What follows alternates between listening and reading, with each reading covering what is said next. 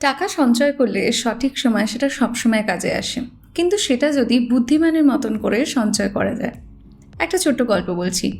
James আর jenny দুজন বন্ধু ছিল। এরা দুজনেই ডিসাইড করে যে প্রত্যেক মাসে এরা 500 টাকা করে জমাবে। এরা সেভিংস নিয়ে খুব সতর্ক ছিল। কথা মতন কাজ হয়। বছর শেষে যখন হিসাব হয় তখন জেমসের কাছে ছিল 6,000 টাকা আর জেনির কাছে ছিল 6,180 টাকা। এই অঙ্কের ডিফারেন্সটা কি করে আসে? 180 টাকার ডিফারেন্সটা এলো কিভাবে? কারণ জেমস টাকাটা নিজের কাছে জমাতো প্রত্যেক মাসে, যার জন্য নিজের কাছে টাকা থাকার ফলে টাকার ওপর, জমানো টাকার ওপর সে কোনো ইন্টারেস্ট পায়নি। তাই জন্য তার টাকা যেটা জমিয়েছে সেটাই রয়ে গেছে। আর জেনি টাকা জমাতো নর্মাল ব্যাংকে। যদি 3% করে ইন্টারেস্ট তাকে ব্যাংক প্রত্যেক বছর দেয়, তাহলে 6,000 টাকার উপর ইন্টারেস্ট হচ্ছে 180 টাকা। তার জন্য বছরের শেষে তার কাছে 180 টাকা বেশি ছিল।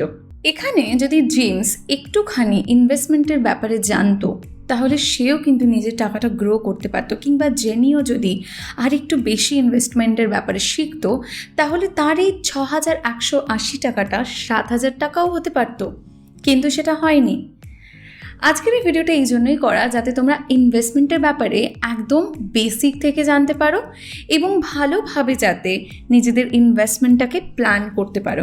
আজকের এই ভিডিওতে আমরা শিখব নাম্বার 1, ইনভেস্টমেন্টের ফান্ডামেন্টাল কনসেপ্ট। নাম্বার 2, ইনভেস্ট করা কেন দরকার।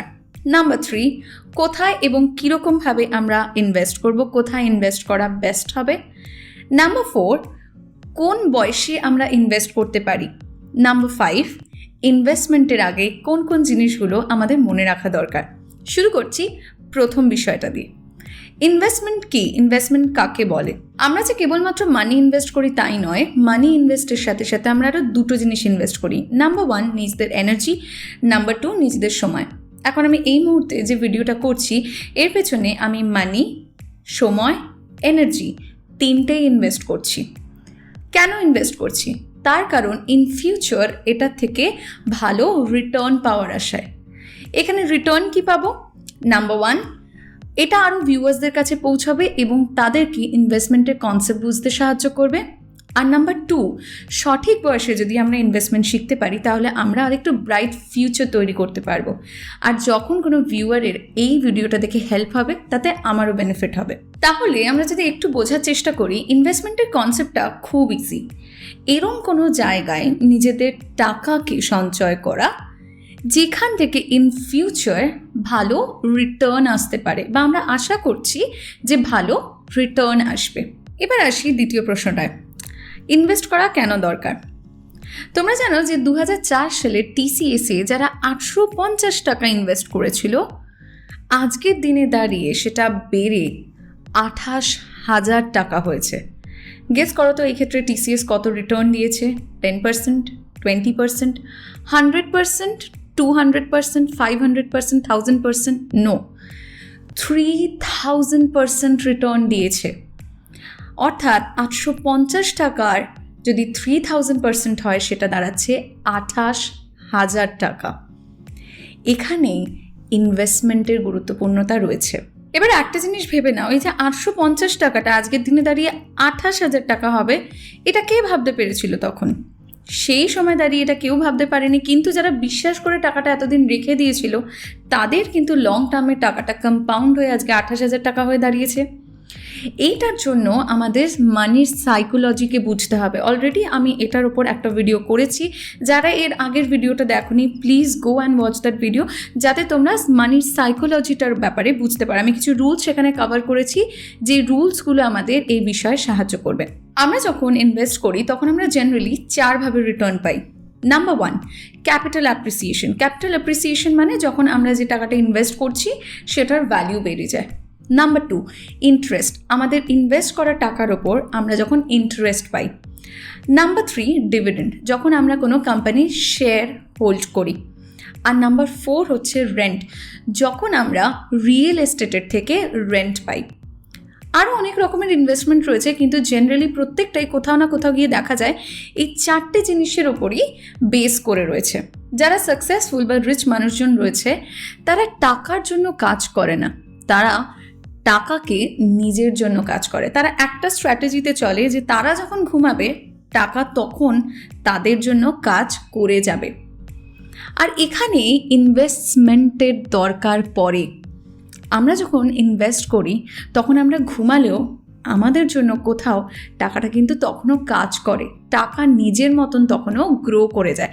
এবার এখানে একটা ব্যাপার রয়েছে, মার্কেট সবসময় যে আপসে থাকবে তার কোনো মানে নেই, আপস অ্যান্ড ডাউনস কিন্তু লেগেই রয়েছে। আর তার জন্যই ইনভেস্টমেন্টকে লং টার্মে করতে হয়।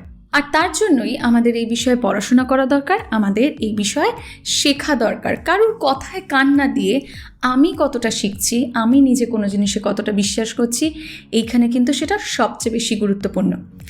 রিচ মানুষজনরা এখানে আর একটা কাজও করে। জেনারেলি আমরা যদি কোনো টাকা ইনভেস্ট করি আর তার উপর যদি ইন্টারেস্ট পাই অনেক বেশি, আমরা কি করি সেটাকে তুলে খরচা করি। কিন্তু রিচ মানুষজন এই জিনিসটা করে না। তারা কি করে, তারা সেই ইন্টারেস্টটাকে আবার রিইনভেস্ট করে, যাতে সেটার উপরও তারা ইন্টারেস্ট পেতে পারে, যাতে সেটার উপরও তারা প্রফিট পেতে পারে। ইনভেস্টমেন্ট করার আর একটা দরকার হলো সময়ের সাথে নিজেদের দরকারগুলোকে মেটানো। যদি আমি দরকার মেটাতেই না পারলাম, যদি ইনভেস্টমেন্ট আমার কোনো কাজে না আসলো, তাহলে কেন ইনভেস্ট করব? এখানে আমাদের একটা টার্ম বুঝতে হবে, সেটা হলো ইনফ্লেশন। ইনফ্লেশন কি? নিশ্চয়ই এই টার্মটা কোথাও না কোথাও তোমরা শুনেছ। ইনফ্লেশন মানে হলো, দেখবে প্রত্যেক বছর কিছু না কিছু জিনিসের দাম বেড়েই চলেছে, যেটাকে আমরা বাংলায় বলি মূল্য বৃদ্ধি। ধরে নিই আগে যদি আটার দাম 10 টাকা থাকে, তাহলে এখন সেই আটা কেনার জন্য আমাদের খরচা করতে হয় 50 টাকা পার কেজিতে। এটা কেন হলো? তার কারণ হচ্ছে আজকের 50 টাকা কয়েক বছর আগের 10 টাকার সমান ছিল। এই এতটা ডিফারেন্স কিসের জন্য হলো? ইনফ্লেশনের জন্য, মূল্যবৃদ্ধির জন্য। প্রত্যেক বছর জিনিসের দাম কিছু হারে বেড়ে চলেছে। এবার যদি আমি ধরে নিই যে ইনফ্লেশন রেট যদি প্রত্যেক বছর 10% হয়, অর্থাৎ মূল্যবৃদ্ধির হার যদি 10% হয়, তাহলে আজকে আমি যে জিনিসটা 100 টাকা দিয়ে কিনছি, সামনের বছর গিয়ে আমি সেই জিনিসটা 110 টাকা দিয়ে কিনবো। অর্থাৎ এই যে 100 টাকা থেকে 110 টাকা হয়ে গেল, এটা যদি আমি 100 টাকার হিসেবে দেখি তাহলে আমার কাছে 10 টাকাটা খুব কম লাগছে। কিন্তু প্রত্যেক জিনিসের যখন দাম বেড়ে যাচ্ছে, জিনিসটা যখন কয়েক হাজারে চলে আসছে, তখন আমাদের কাছে কিন্তু যা স্যালারি আমরা আর্ন করছি সেটা কম পড়ে যাচ্ছে। বিষয়টা এটা হচ্ছে যে সমস্ত জিনিসের দাম বাড়ছে কেবলমাত্র আমাদের স্যালারিটা ছাড়া। এরকম কেন হচ্ছে? আমাদের নিজেদের যে ইনকামটা রয়েছে সেটা আমাদের কাছে কম পড়ে যাচ্ছে প্রত্যেক বছর, কারণ সমস্ত জিনিসের দাম বেড়ে যাচ্ছে। এদিকে যে কোম্পানির হয়ে কাজ করছি তারা আমাদের বেতন বৃদ্ধি করছে না। যদি কিছুটা টাকা নিজেদের স্যালারির থেকে বাঁচিয়ে আমরা ভালোভাবে ভালো জায়গায় বুঝে শুনে ইনভেস্ট করতে পারি, তাহলে যদি রিটার্ন ভালো আসে লং টার্মে, আমাদের সেটায় বেনিফিট হবে। বলে রাখি, ইন্ডিয়াতে কারেন্ট ইনফ্লেশন রেট হলো 6 to 7%। এবার তোমরা হিসাব করে দেখো যে প্রত্যেকটা জিনিস তোমরা ব্যবহার করছো বা প্রত্যেকটা যে জিনিস তোমরা এখন কিনছো, যে টাকায় কিনছো, সেটা পরের বছর গিয়ে 6 to 7% বেড়ে যাবে। সেটার সাথে কি করে তাল মিলিয়ে চলবে? Investment is the only way. Question number 3, কীভাবে ইনভেস্ট করব আর কোথায় ইনভেস্ট করব? ইন্ডিয়াতে জেনারেলি মানুষ এই জায়গায় ইনভেস্ট করে থাকে। Number 1, insurance plan. Number 2, mutual funds. Number 3, fixed deposits or public provident funds. Number 4, digital gold. Number 5, stock market. Number 6, real estate. এবার একটা যে প্রশ্ন আসছে সেটা হলো, ইনভেস্টমেন্ট স্টার্ট করার রাইট এজ কি? Well, there is no right age to start investment. Investment start করার কোনো রাইট এজ বলে কিছু হয় না। আমাদের 18 বছর বয়স হোক কি আমাদের 40 বছর বয়স হোক, আমরা ইনভেস্টমেন্ট স্টার্ট করতে পারি। ওয়ারেন বাফেট, যে নাকি ওয়ার্ল্ডের সবচেয়ে সাকসেসফুল ইনভেস্টর, সে 13 বছর বয়স থেকে ইনভেস্টমেন্ট স্টার্ট করেছিল। আবার রাকেশ ঝুনঝুনওয়ালা, যে নাকি ইন্ডিয়ার সবচেয়ে সাকসেসফুল ইনভেস্টর, সে ইনভেস্টমেন্ট স্টার্ট করেছিল 25 বছর বয়সে। তার মানে নিশ্চয়ই বুঝতে পারছো, শুধু আমাদের সঠিক নলেজের দরকার। And here you go. Now the last question for today, the 5th question is, invest করার আগে আমাদের কি কি মনে রাখা দরকার?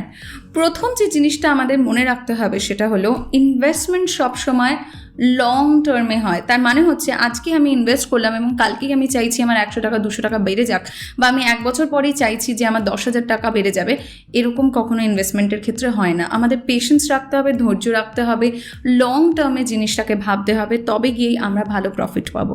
সেকেন্ড হচ্ছে আমাদের এই বিষয়ে সঠিক পড়াশোনা এবং জ্ঞানের দরকার। এমন কোনো মানুষদের সাথে কথাবার্তা বলা দরকার যারা ইনভেস্টমেন্ট বোঝে, অ্যাকচুয়ালি যারা ইনভেস্টমেন্ট বোঝে, যারা হাওয়ায় কথা বলে না, অ্যাকচুয়ালি ইনভেস্টমেন্ট বোঝে। আর এটা ছাড়াও এখন ইউটিউব রয়েছে, গুগল রয়েছে, আমাদের কাছে অ্যাম্পল রিসোর্সেস রয়েছে, যেটা দেখে আমরা একটু পড়াশোনা করলেই কিন্তু জ্ঞান অর্জন করতে পারি। থার্ড হচ্ছে মার্কেটের ব্যাপারে আপ টু ডেট নলেজ রাখা। মার্কেটে অনেক টার্মস আছে, সেই জিনিসগুলোর ব্যাপারে শেখা, মাঝে মধ্যে প্রচুর নতুন নিয়ম আসে, সেই জিনিসগুলোকে জানা। Number 4, don't have loans. কোনো রকমের লোন না রাখা, আমাদের যতটা সম্ভব লোন কম রাখা উচিত যাতে আমরা ইনভেস্ট করতে পারি বেশি টাকা।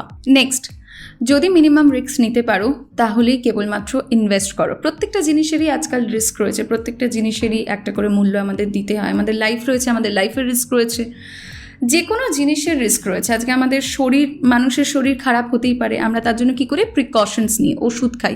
সেরকমই আমাদের মিউচুয়াল ফান্ডে বা স্টক মার্কেটে যখন আমরা টাকা ইনভেস্ট করি সেখানেও রিস্ক থাকে। যদি মিনিমাম রিস্ক হ্যান্ডেল করার ক্যাপাবিলিটিস থাকে তবেই এই জায়গাগুলোয় ইনভেস্ট করা উচিত। Last but not the least, very important point for today, যেটা মনে রাখা উচিত সেটা হলো অনেকে লোভে পড়ে একটা খুব বড় বিপদ নিজেদের জন্য ডেকে আনে। সেটা হচ্ছে যা টাকা রয়েছে সমস্তটা ইনভেস্ট করে দেয়, তাও আবার একই জায়গায় ইনভেস্ট করে দেয়। এই স্ট্র্যাটেজিটা একদম ভুল। সমস্ত টাকা একই জায়গায় ইনভেস্ট না করে আমরা সেটাকে সেগ্রিগেট করে ইনভেস্ট করতে পারি। কিছু টাকা সার্ভাইভালের জন্য সেভিংসে যেরকম রাখা দরকার, কিছু টাকা মিউচুয়াল ফান্ডে, কিছু টাকা আবার স্টকে ইনভেস্ট করা দরকার। যদি চাও এর ব্যাপারে ডিটেলসে জানতে, আমি এর ব্যাপারে ডিটেলসে ভিডিও করব, but for now please know, সমস্ত টাকা এক জায়গায় একেবারে ইনভেস্ট করে দেওয়া উচিত না। কিছু টাকা নিজেদের জন্য, নিজেদের এমার্জেন্সির জন্য আমাদেরকে রাখতে লাগে। So that's it for today and this brings me to the end of this video. আজকের এই ভিডিওটা যদি ভালো লেগে থাকে, যদি ইনফরমেটিভ লাগে, আমাকে সেটা অতি অবশ্যই কমেন্ট সেকশনে লিখে জানাও। ভিডিওটা ভালো লাগলে লাইক করো আর শেয়ার করো। যারা চ্যানেলটা এখনও সাবস্ক্রাইব করোনি, আরও এরকম ভিডিও পেতে please subscribe my channel. I'll see you all again in my next video. Until next time, stay connected with me. Thank you.